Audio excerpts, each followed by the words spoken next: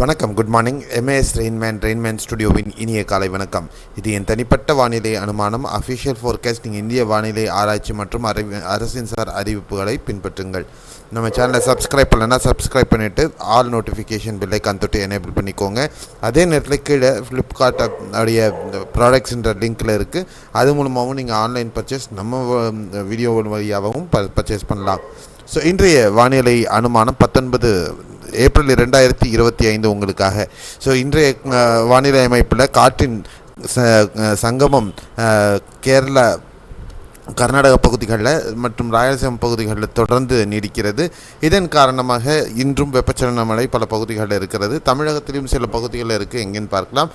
அதற்கு முன்னாடி இன்றைய வெப்பநிலை பொறுத்தவரையிலும் தமிழகத்தில் பெரும்பாலான பகுதிகளில் பகல் நேர வெப்பநிலை 1 முதல் 3 டிகிரி வரையிலும் அதிகரித்து காணப்படுவதற்கான வாய்ப்புகள் இருக்கிறது. வட தமிழகத்தில் குறிப்பாக 1 முதல் 3 டிகிரி வரையிலும், தென் தமிழகத்திலையும் இன்று முதல் வெப்பநிலையின் தாக்கம் அதிகரிப்பதற்கான வாய்ப்புகள் இருக்கிறது.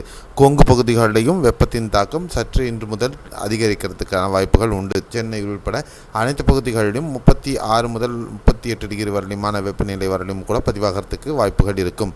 அடுத்து 24 மணி நேரத்திற்கு மழைக்கான வாய்ப்புகள் பொறுத்தவரையிலும் நாகை, புதுக்கோட்டை, சிவகங்கை, ராமநாதபுரம், தூத்துக்குடி, திருநெல்வேலி, தென்காசி, மதுரை, திண்டுக்கல் ஆகிய பகுதிகளில் ஒரு சில பகுதிகளில் மேகமூட்டத்துடன் லேசான மழை அல்லது மிதமான மழை பதிவாகும். நாகர்கோவில், கன்னியாகுமரி, வால்பாறை, கொடைக்கானல் மற்றும் நீலகிரி மாவட்டத்தில் பரவலாக மிதமானது முதல் கனமழை பதிவாக வாய்ப்பு இருக்கிறது. கரூர், நாமக்கல், சேலம், ஈரோடு, திருப்பூர், கோவை, தருமபுரி, கிருஷ்ணகிரி மாவட்டங்களில் பரவலாக லேசானது முதல் மிதமான மழை பதிவாக வாய்ப்பு இருக்கிறது.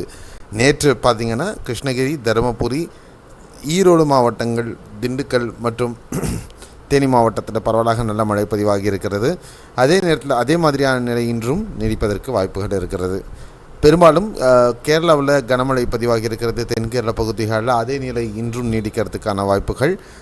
திருவனந்தபுரம், கொல்லம், கோட்டயம், அழப்பி மற்றும் இடுக்கி மாவட்டங்கள் பரவலாக மூவாட்டுப்புழா வரலையும் நல்ல மழை பதிவாகிறதுக்கான வாய்ப்புகள் இருக்கிறது.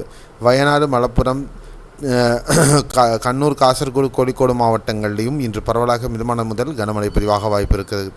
கர்நாடகாவில் நேற்றைய மாதிரி இன்றும் பல பகுதிகளில் மிதமான மழை பதிவாகும். குறிப்பாக பெங்களூரின் புறநகர் பகுதிகள் மற்றும் செக்மகளூரு, அசன் இந்த பகுதிகள், தட்சிண கன்னட பகுதிகளில் சில பகுதிகளில் கனமழை இருப்பதற்கான சாத்தியக்கூறுகளும் இருக்கின்றன. வட ஆந்திர பகுதிகளில் தொடர்ச்சியாக இன்றும் விசாகப்பட்டினம் பகுதிகளில் லேசான மழை, மிதமான மழை இருக்கும், ஹைதராபாத் உள்பட. ஸோ இதுதான் அடுத்து 24 மணி நேரத்திற்கான மழை வாய்ப்புள்ள பகுதிகள் பற்றின அப்டேட். அதுக்கப்புறமா எப்படி இருக்க போகிறது நாளைக்கு அப்படிங்கிறத தொடர்ந்து நாளைக்கு பார்க்கலாம். இன்று இந்த வீடியோவில் உங்களுக்கு பல புரிதல்கள் கிடச்சிருக்குன்ற நம்பிக்கை எனக்கு இருக்குது. மீண்டும் அடுத்த காணொலியில் சந்திக்கலாம். அதுவரை உங்களிடமிருந்து விடைபெறுகிறேன். இந்த வீடியோவை சப்ஸ்கிரைப் பண்ணலைன்னா சேனலை சப்ஸ்கிரைப் பண்ணலைன்னா சப்ஸ்கிரைப் பண்ணிவிட்டு ஆல் நோட்டிஃபிகேஷனும் வீடியோக்கு ஒரு லைக் பண்ணி ஷேரும் பண்ணிடுங்க.